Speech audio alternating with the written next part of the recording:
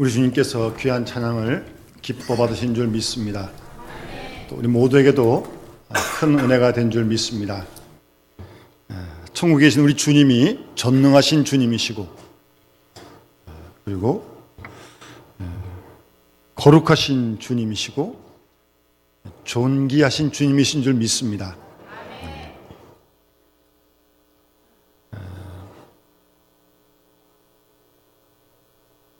여기 불은 안 꺼도 됩니다, 목사님. 너무 분위기를 확 잡아주시는 것 같은데.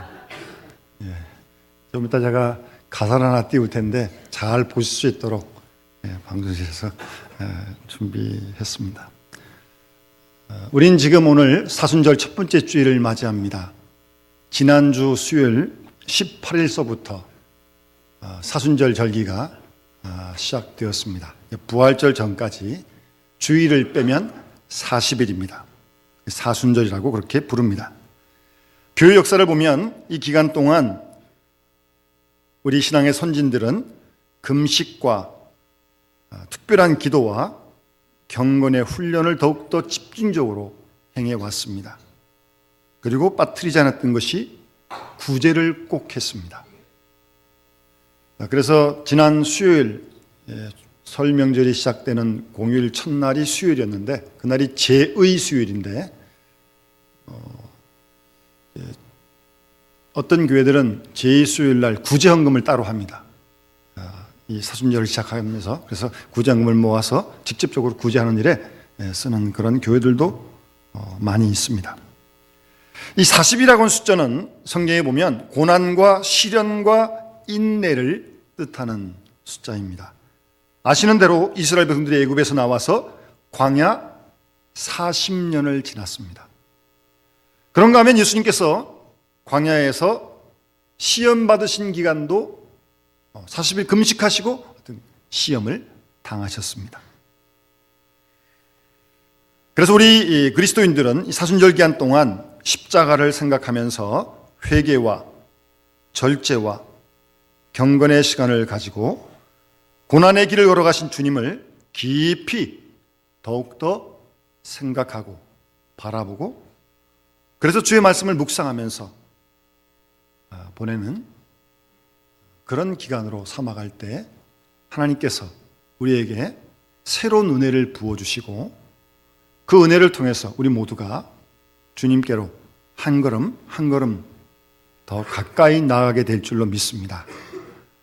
지난주 나눠드린 사순절 우리 순례에 관한 묵상 자료집 매일매일 꼭 읽으시고 묵상하시고 찬송하시면서 보내시면 더욱더 은혜가 될 줄로 믿습니다. 오늘 본문 말씀은 비록 넉 절밖에 되질 않지만 아주 중요한 핵심적인 말씀입니다.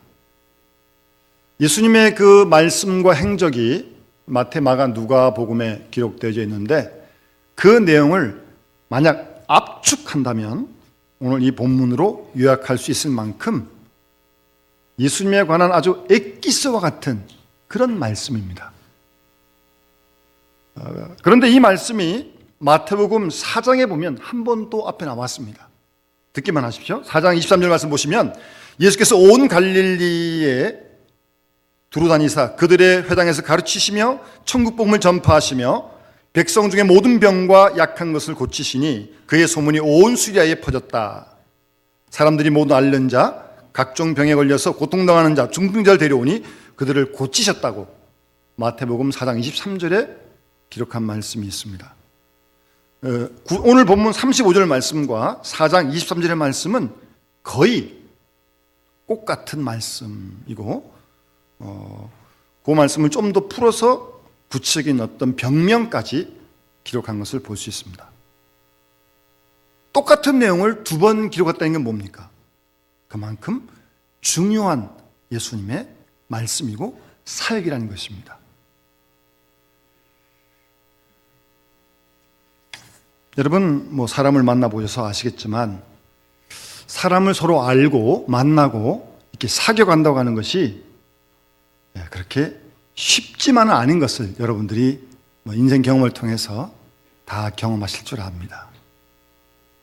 사람을 만나서 사귀고 알아가는 것이 그렇게 쉽지 않습니다. 젊은 남녀들이 이렇게 자기가 원하는 대상을 위해서 이렇게 만나고 그러잖아요. 그러면서 하는 말이 무슨 말인가 하면, 목사님, 첫눈에 제가 완전히 갔습니다. 처음 필이 콱 꽂혔다 그러더라고요. 제가 조심하라 그랬습니다. 그래서 아니, 인생을 같이 살아갈 상대를 첫눈에 꽂혀가지고 그 위험한 도박을 해요? 결혼해서 수십 년 살아봐도 잘 모르겠던데 아직도요? 사람을 안다는 게 그렇게 쉽지가 않습니다. 얼굴 알고 다 알 것 같습니까? 외모를 보고 다 알 것 같습니까? 그렇지 않습니다. 10길 물속 사람도 한 길 사람도 모릅니다. 사람도 그런데 하물며 하나님의 아들이신 예수 그리스도를 아는 일이 그렇게 쉽겠습니까? 죄송합니다. 제가 내일 모레면 60쯤 되거든요, 이제. 제가 그래도 소위 모태신앙인데요. 아직도 잘 모르겠더라고요, 주님을요. 아직도요. 또 알아가는 거고요. 또 배워가는 거고요. 그러니까 안다는 게 머리로 하는 걸 얘기하는 게 아니에요. 예수 그리스도 하나님의 아들이다. 다 압니다. 여기 모르는 사람 누구 있습니까? 아무도 없습니다. 다 알아요, 우리가. 그렇게 아는 걸 얘기하는 게 아니에요. 안다고 하는 것은 인격적으로 안다는 것이고, 그분의 뜻을 잘 안다는 것이고, 친밀감을 느끼면서 안다는 걸 얘기하는 거예요. 그냥 머리로 예수가 하나님의 아들이다, 그 정도 아는 게 얘기하는 거 아니에요. 그러니까 그런 알미, 그런 친밀도가 더 깊어지고 발전되어져야죠. 그게 신앙의 발전 아니겠습니까? 제가 몇 주 전에 기도학교 세미나 갔다 와서 한번 기도에 관한 설교할 때 말씀드렸잖아요. 기도가 뭐예요? 주님하고 다 친밀한 교제를 이루어가는 게 기도거든요. 그러니까 친밀도가 이게 특정할 수는 없지만 다르거든요. 달라져야 되고요. 사람도 이렇게 만나면 가까워졌다가 멀어지기도 하고 그러는 건데 어떻게 주님하고 똑같이 가겠습니까? 그건 좀 이상한 거죠. 똑같이 간다고 하는 것은 다 안다는 건가? 아니면 그러고 그냥 가는 건가? 둘 중에 하나인데 다 알 수는 없고 우리가요. 어떻게 피조물이 우리가 하나님을 다 알겠습니까? 자꾸 주님을 알아가야 합니다. 주님하고 더 깊이. 그것이 신앙의 발전이며 성장이며 성숙인 줄 믿습니다. 이렇게 만남을 통해서, 사귐을 통해서 또 알아가고 주님이 이런 주님이셨지. 전에는 몰랐는데 깨닫게 되고, 전에는 머리로 알았는데 이제 몸으로 느끼게 되고, 그런 어떤 변화가 있어야죠. 그래서 여러분 잘 아시는 구약성경의 욥은 그 무수한 고난을 다 겪으면서 42절 마지막에 가보면 5절에 이렇게 말을 합니다. 내가 죽게 대하여 귀로만 들었는데 이제는 내가 눈으로 주님을 본다. 이거는 욥기에 들어서는 엄청난 신앙의 발전입니다. 그때까지 주님에 대해서, 하나님에 대해서 귀로는 들었어요. 알았어요. 잘 알아요. 이제는 이 고난을 통해서 눈으로 주님을 배웁는다. 이건 한층 더 아주 업그레이드된 아주 깊어진 주님께 그런 관계를 그렇게 고백하는 겁니다. 고난을 통해서요. 뿐만 아니라 사도 요한도 요한일서 1장에 보면 사도 요한이 누굽니까? 예수님 제자 가운데 가장 오래 살았고 주님의 사랑도 많이 받았고 자기도 주님을 정말 많이 사랑했던 사도가 사랑의 요한 아닙니까? 요한일서 1장에 보면 태초부터 있는 생명의 말씀에 관하여는 우리가 들은 바요, 눈으로 본 바요, 자세히 보고 우리 손으로 만진 바다. 그렇게 고백합니다. 사도 요한의 간증이고 고백이에요. 예수님에 대해서 말씀 들었어요? 눈으로 봤어요? 그리고 요한은 특별히 제자였으니까 더 가까이에서 주목하고 집중적으로 봤어요? 그러다가 이제는 내가 손으로 만진 바다. 듣는 것보다 보는 게 더 정확하고요. 보는 것도 중요하지만 대충 보면 안 돼요. 집중해서 봐야 돼. 한눈 팔지 말고. 아무리 봐도 만진 것보다 못해요. 이런 자신의 깊은 주님과의 그 알물, 교제를 그렇게 간증하고 있는 겁니다. 우리도 그런 발전이 있어야 합니다. 신앙생활을 모든 그리스도인들도 그렇게 돼야 됩니다. 주님을 또 알아가고 또 깊이 새롭게. 여러분, 우리가 사람을 안다고 하는 건 뭡니까? 그 사람의 성품을 아는 거죠. 성품을 알아가려고 자꾸 만나고 교제해야 되는 겁니다. 성품을 한 번 봐서 모르니까. 또 그 사람을 알려면 그가 무슨 일을 하는지를 보면 어느 정도 알 수 있습니다. 그렇죠? 같이 그래서 움직여 봐야 돼요. 활동해 봐야 돼요. 그러다 보면 이러저러한 부분들이 서로 이제 알게 되는 겁니다. 그래서 오늘 본문은 예수님에 대해서 예수님의 성품을 딱 한 단어로, 한 문장으로 소개를 하고 있어요. 뭐 예수님 그러면 여러분들 생각하는 예수님 많이 있죠. 뭐 여러 예수님 다 있는데 오늘 본문에서 마태는 딱 36절 말씀 보시면 무리를 보시고 불쌍히 여기셨다. 불쌍히 여기시는 예수님을 오늘 마태는 우리에게 말씀해 주고 있습니다.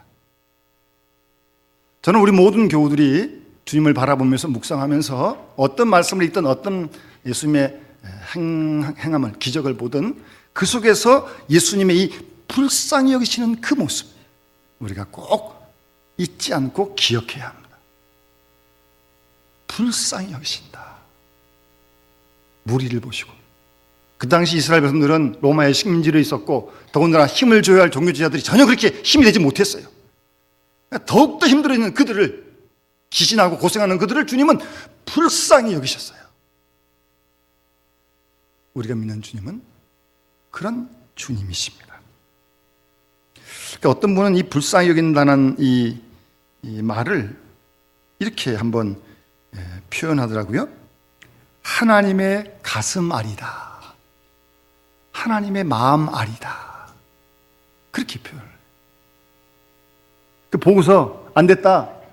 휙 지나가고. 그 정도 아니에요? 정말 마음. 그 사람의 아픔이 막 여기 와닿는 거예요. 그런 의미의 불쌍히 여기는 마음입니다. 바로 이것이 하나님의 마음입니다. 우리를 바라보시는 하나님의 마음이 불쌍히 여기시는 마음입니다.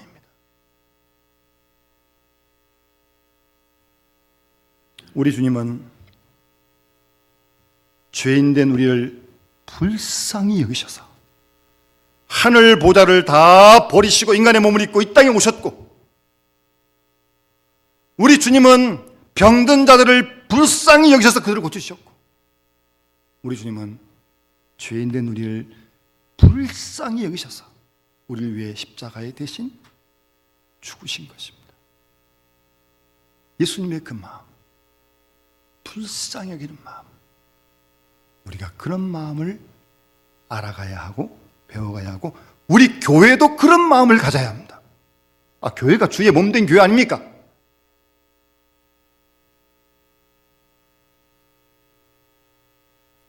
하나님은 주의 백성된 우리들이 하나님의 초월적인 능력을 가지고 이 땅에 역사하기를 원하시는 게 아닙니다. 하나님은 우리가 이 땅에서 전지전능한 그런 존재가 되기를 원하시는 게 아니에요.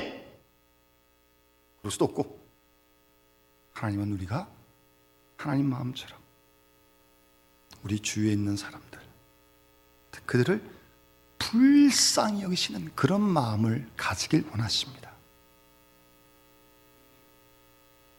여러분, 그런 마음 회복해야 합니다. 그런 마음을 가지지 못했다면 우리 사순절의 이 주로 예전 색깔이 다 보라색인데, 보라색은 회개를 뜻한 예전 색깔입니다. 그러지 못한 마음을 우리가 회개하는 기간이 바로 이 사순절 기간입니다. 어떤 이유에서건 간에.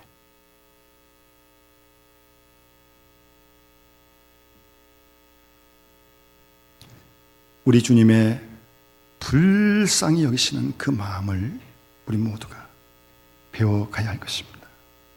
구역장 권찰들이 구역 식구들을 불쌍히 여기고, 교사가 학생들을 불쌍히 여기고, 우리 교회 하나님 보내주시는 새가족들을 우리가 불쌍히 여기고, 아직도 예수 그리스도를 모르는 그들을 불쌍히 여기고, 이 불쌍히 여길 상대가 대상이 참 많습니다. 주위에. 북에도 있고요. 정말 많습니다. 그들 한 사람 한 사람을 그냥 대충 지나치지 않고 그들을 만져주시고 고쳐주신 불쌍히 여기신 분이 우리 주님이십니다. 우리가 그런 마음을 배워가야 합니다. 그런 마음을 배워가야 합니다.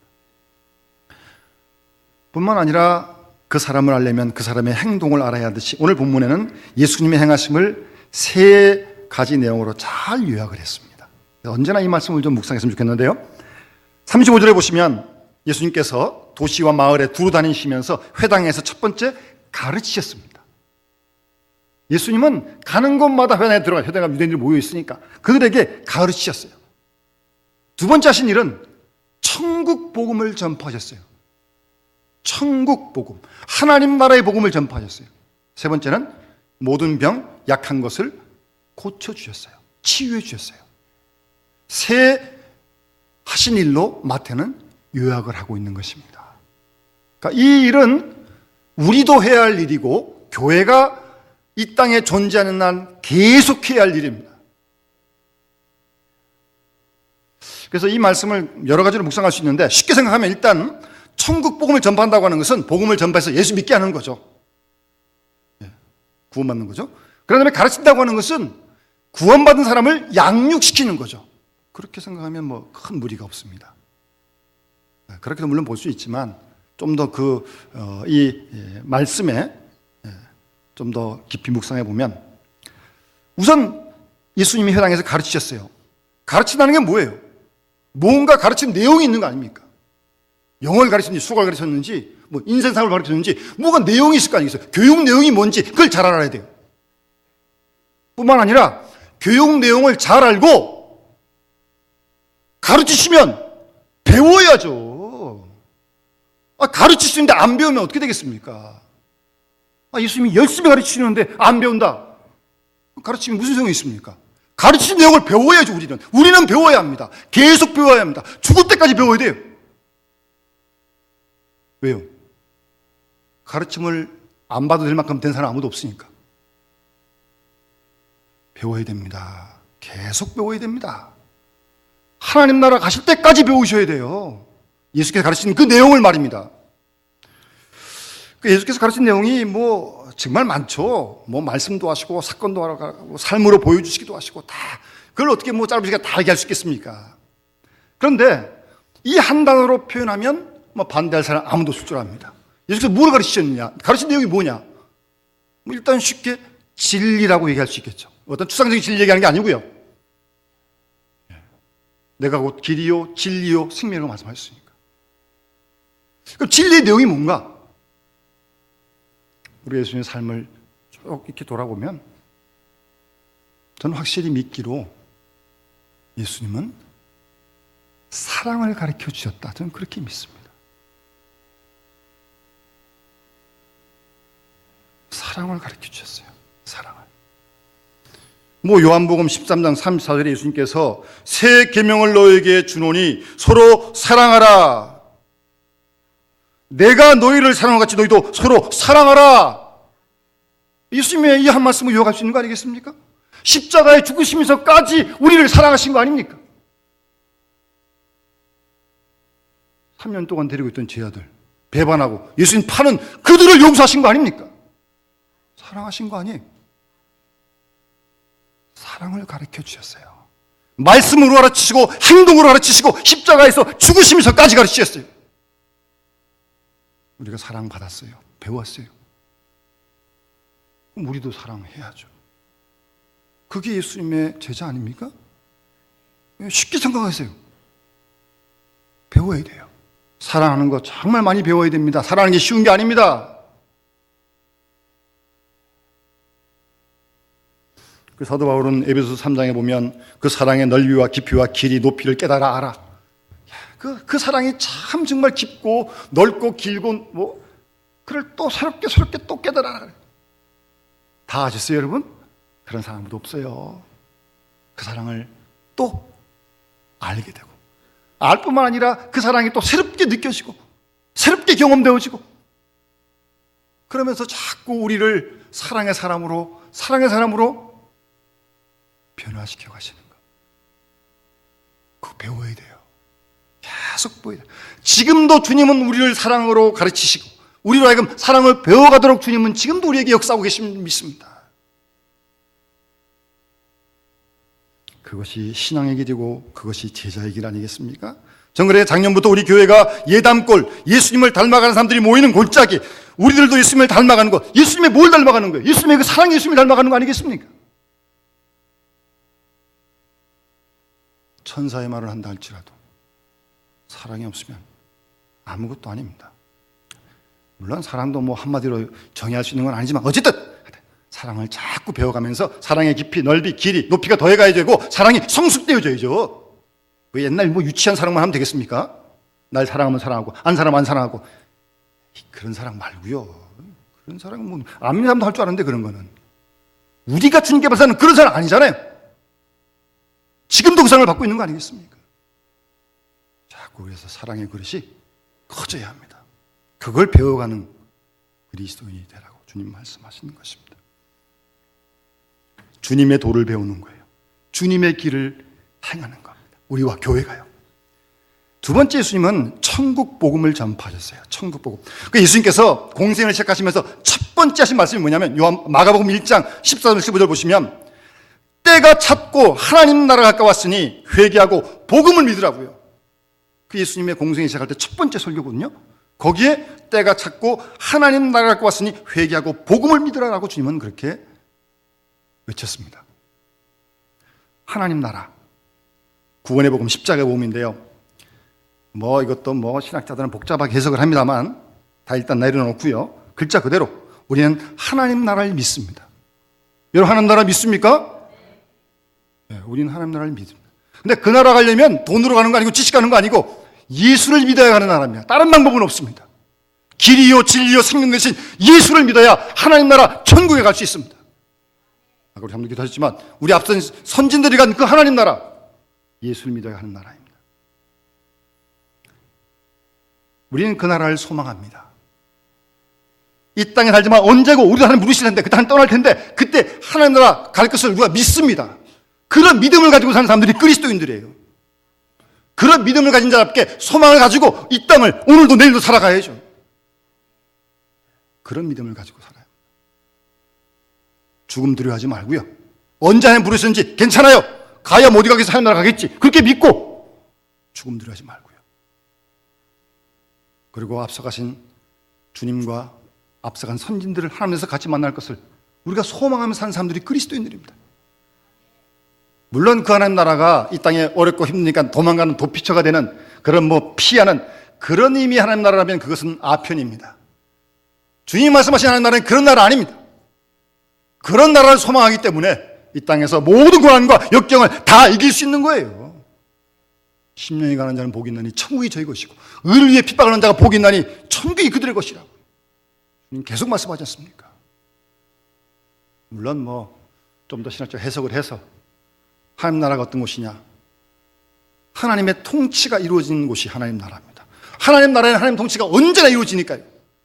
그러니까 이 땅에서도 우리 가정이나 교회, 우리 개인이 하나님의 뜻을 이루어가면 거기가 하나님 나라가 이루어간 거 맞죠? 그리고 그 우리를 통해서 하나님 나라가 지금 점점 확장되어 가고 있는 겁니다. 신앙운동은 하나님 나라 운동입니다. 그렇게 우리가 해석할 수 있습니다. 어쨌든 그러나 분명한 건 하나님 나라를 믿습니다. 이게 잘 실감이 안 나요. 그래서 권사님 반주 좀 해주십시오. 갖다 좀 띄워주시고 우리 권사님들이 잘 부르는 찬송가 하나 있어요. 복음성이 있어요. 이걸 한번 목 놓아 좀 불러야겠어요.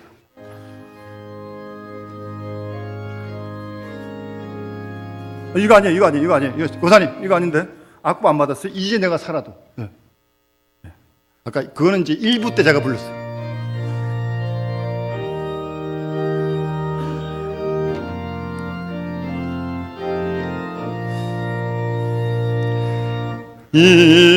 이제 내가 살아도 주 위에 살고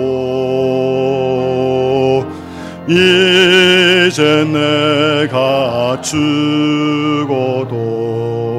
주 위에 하늘 영광 보여주며 하늘 영광 보여주며 나로라 하네.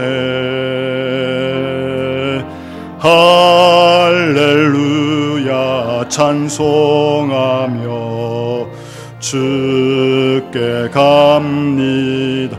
그러므로 나는 사나 죽으나 주님의 것이요 사나 죽으나 사나 죽으나 날 위해 피 흘리신 내 주님의 이제 내가 떠나도 이제 내가 떠나도 저 천국 가고 이제 내가 있어도 주 위에 우리 예수 찬송하며 우리 예수 찬송하며 나는 가겠네. 천군 천사 나팔 불며 마중 나오네.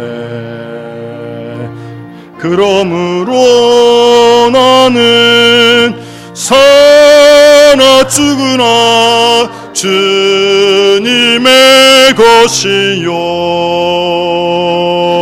사나 죽으나 사나 죽으나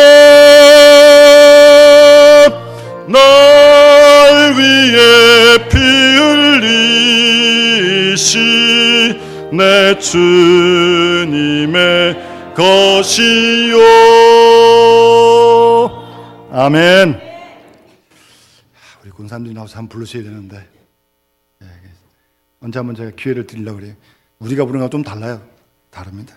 하나님 나라 가까우신 분들이 부르시니까 언제 한번 신약교 때 이 노래 부르시는데 밤중에 또 이게 또 달라요.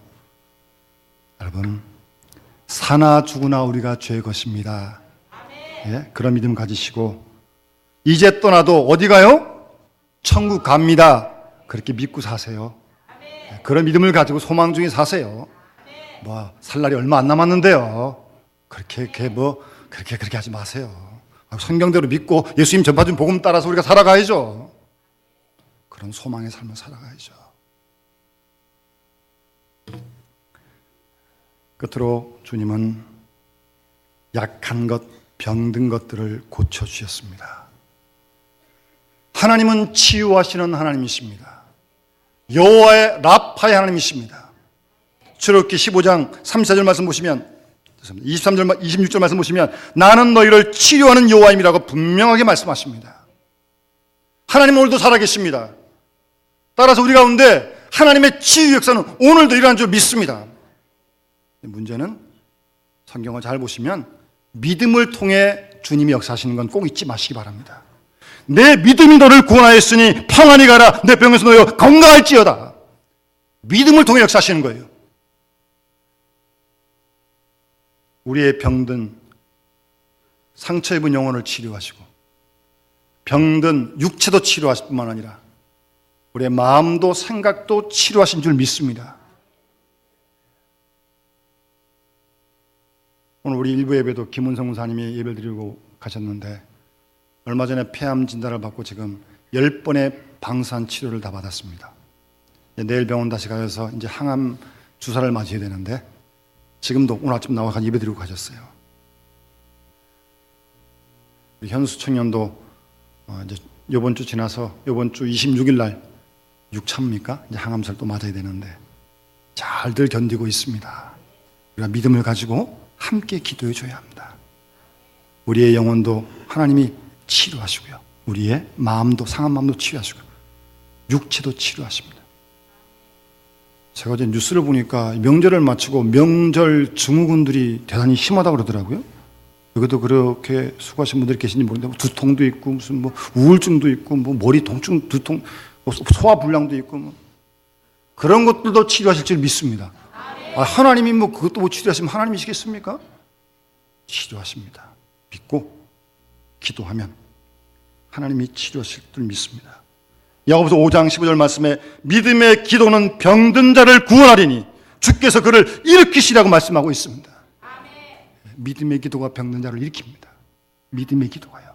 주께서 일으키십니다. 주께서 그런 믿음을 가지고 우리가 함께 기도하는 것입니다. 주님은 우리 모두를 불쌍히 여기시는 주님이십니다. 그 주님을 자꾸 배워가야 합니다. 닮아가야 합니다. 주님이 행하시던 가르치신 사역, 우리도 가르치고 우리도 배워야 합니다. 그리고 천국 복음을 주님 오신 그날까지 전파해야 합니다. 그리고 우리를 치유하신 주님의 치유 역사가 우리 가운데 있을 수 있도록, 우리 가운데 있을 수, 교회 가운데 있을 수 있도록 우리가 함께 힘쓰며 건강한 몸과 마음을 가지고 우리의 남은 생에 주의 뜻을 이루어드리는 주님의 뒤를 따라가는 우리와 어려운 교회가 되어줄 수 있기를 주의 이름으로 축원합니다. 우리 찬송가 452장 주신 말씀을 기억하면서 같이 찬양하겠습니다. 같이 봉헌하시겠습니다.